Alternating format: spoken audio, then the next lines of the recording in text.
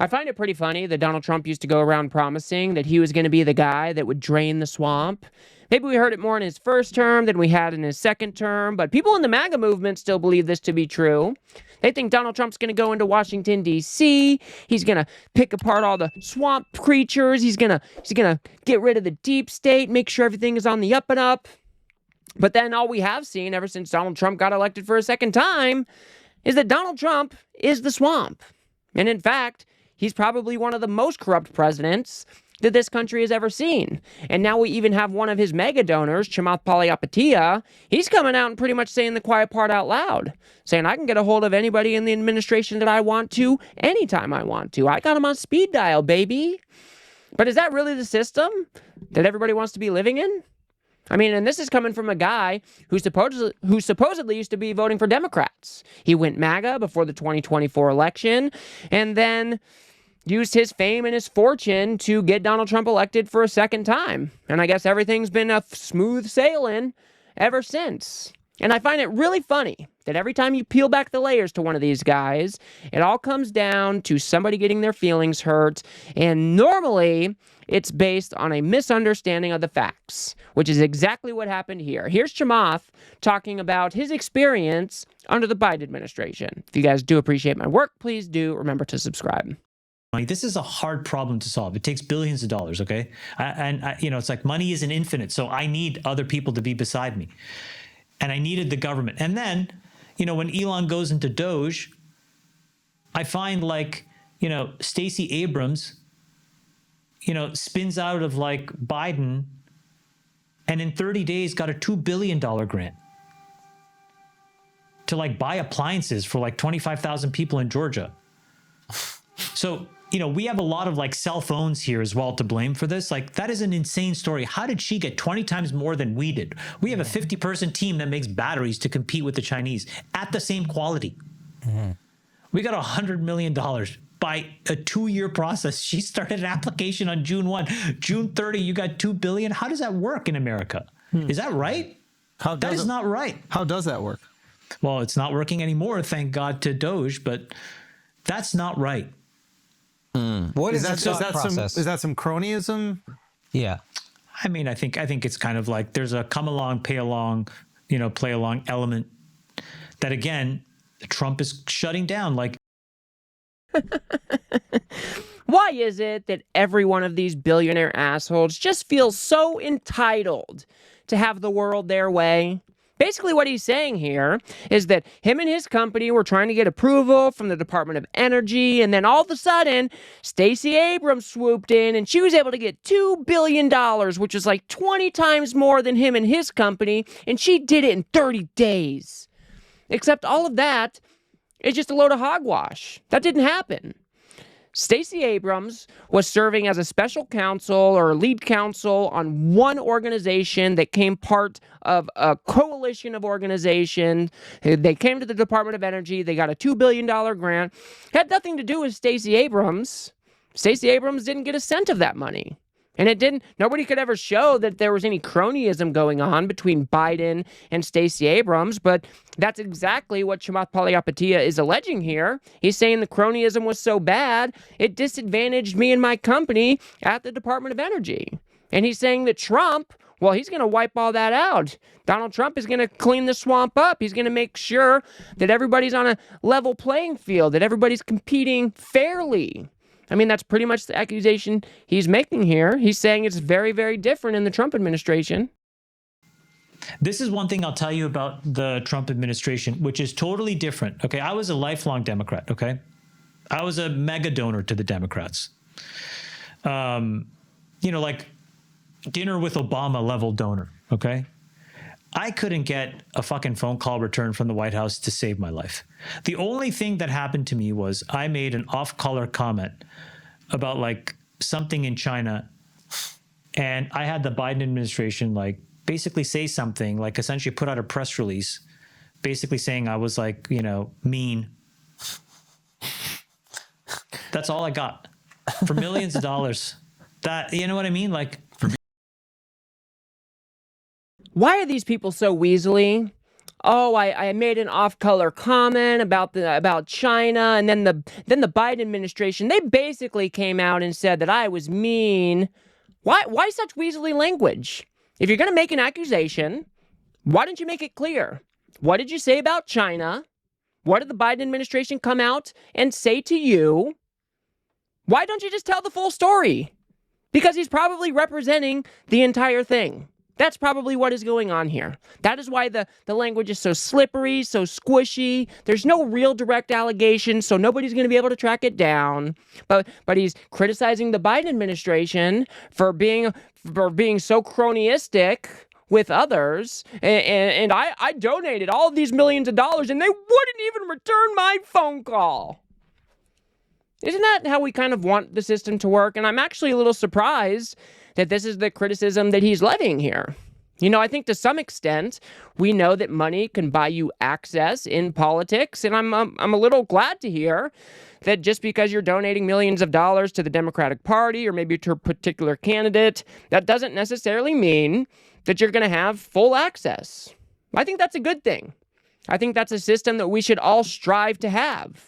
We don't necessarily want all of these billionaires being able to buy access and getting their way 99% of the time. And apparently, Chamath's claim is that the Trump administration, they're going to clean all that up. Here he is talking about how it is different in the Trump administration. The Trump administration is totally different. There's not a single person there you can't get on the phone and talk to. I'll give you an example of this. A friend of mine's company was really impacted with these tariffs in a bad way, okay? This is like a really amazing, legitimate American business, 150-year-old business, family-owned, all this stuff. And I was able to call the deputy chief of staff, and I said, hey, can you talk to the CEO and just so hear on the ground? He's like, instantly putting me on the phone. You know, my wife runs a pharmaceutical business, and, you know, we wanted to make sure that the administration understood like all the implications for rare diseases and orphan drugs. What happens if these tariffs like cripple the R&D budgets? Because there's 30 million Americans with rare diseases. Rare diseases means it's not like diabetes or cancer. Yeah. It's like 200,000 people or less. But there's 30 million of these Americans. 2/3 are kids. And the only companies that work on such small markets are these small biotech companies. And the tariffs create a lot of uncertainty. We were able to talk to all of them. They were like, explain the issue. I want to understand it. So wait a second. The Biden administration and its cronyism was so out of control that you felt it necessary to switch over to MAGA before the 2024 election. But what are you describing here? You're saying, oh, you can get anybody in the Trump administration on the phone whenever you need to. Oh, I've got a friend that was been impacted very negatively by the tariffs. I was able to call up the administration. I got somebody on the phone right away. Yeah, that was good. Oh, my wife, she's got a pharmaceutical company. I just wanted to make sure that the administration knew of all the negative impacts that these tariffs could actually have. I just wanted to give them the information. I mean, what are you actually describing here, bro? You are talking about inside baseball. You are talking about corruption.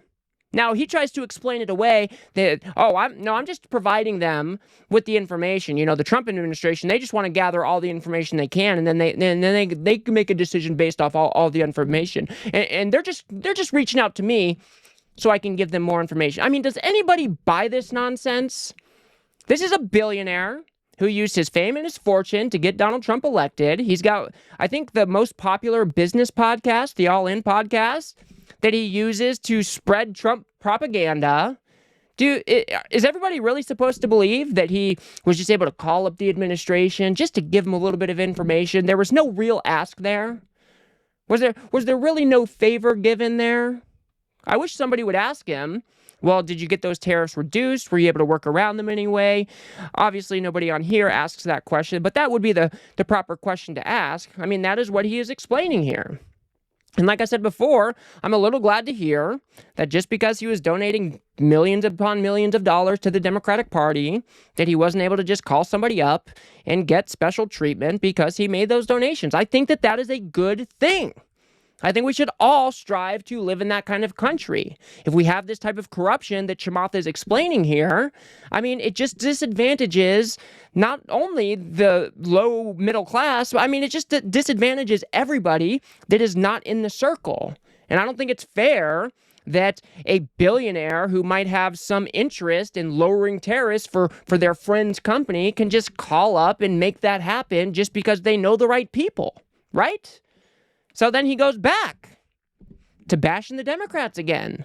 So he's kind of just trying to have it both ways here. On the one hand, he doesn't like the cronyism that he explains away in the Biden administration, but then he explains cronyism between him and the Trump administration. So which way is it? This is what's also totally different, which I really give them a lot of respect. They are willing to debate it with you. You can pick up the phone and talk to these people.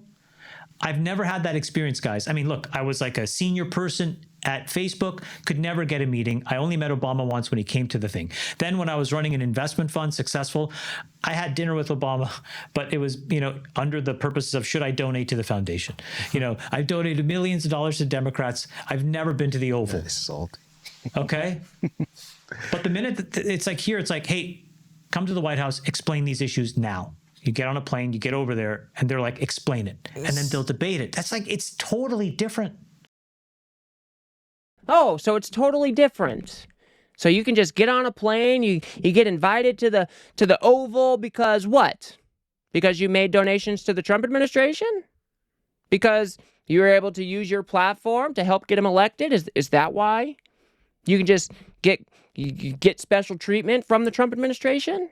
I mean, do you see how he's trying to have it both ways?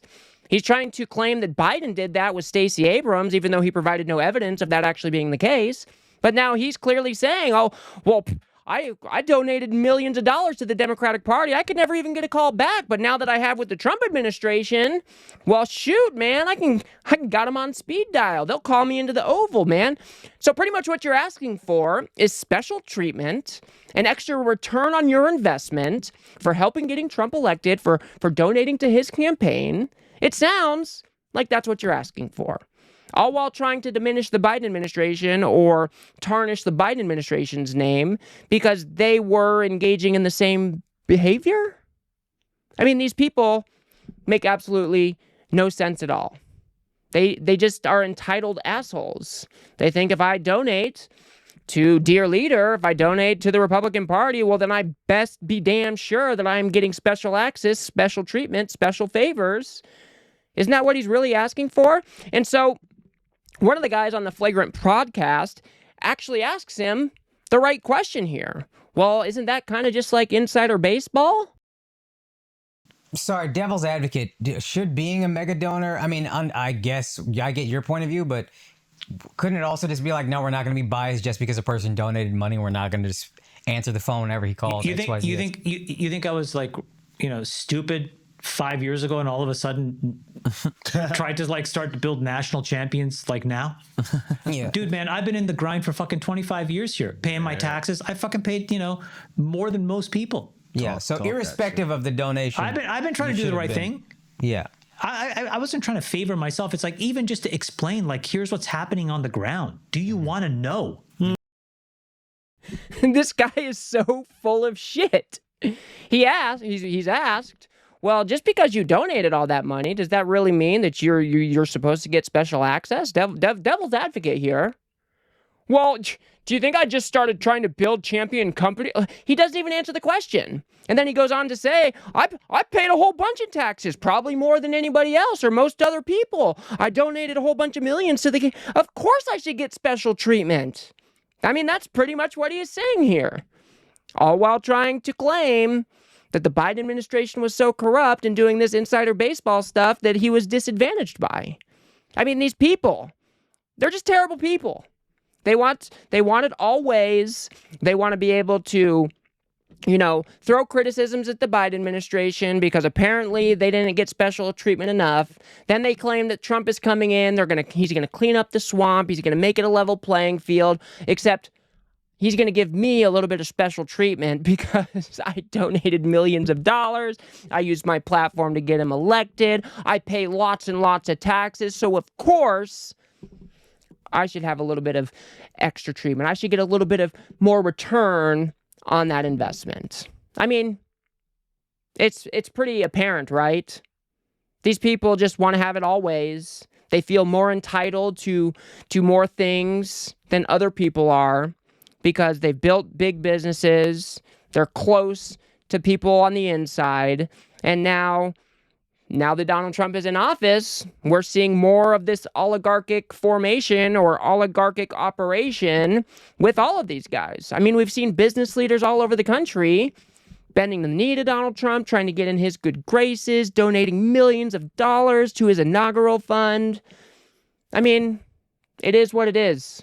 Donald Trump is the most corrupt president that this country has probably ever seen. And now we even have some of the insiders, some of the people who helped Trump get elected, they're coming out and saying the quiet part out loud that, yeah, actually, I do get a little bit of special treatment because I deserve it. I will leave it there for now, guys. If you guys got anything out of this video, please do remember to smash that like button and subscribe. Maybe share with a friend or two. I'd very much appreciate that. We got to build something here on the left that adequately pushes back against the right-wing media ecosystem that just lets all of this MAGA brain rot ferment day in and day out. So if you do like what I do here, please do remember to smash that subscribe button. And I will be doing a follow-up to this video because Ezra Klein actually takes Chamath Palihapitiya to task on these claims, and it is a sight to behold. So be sure to watch for that video dropping in the next couple of days or so. And then otherwise, guys, I'll see you guys on the next one.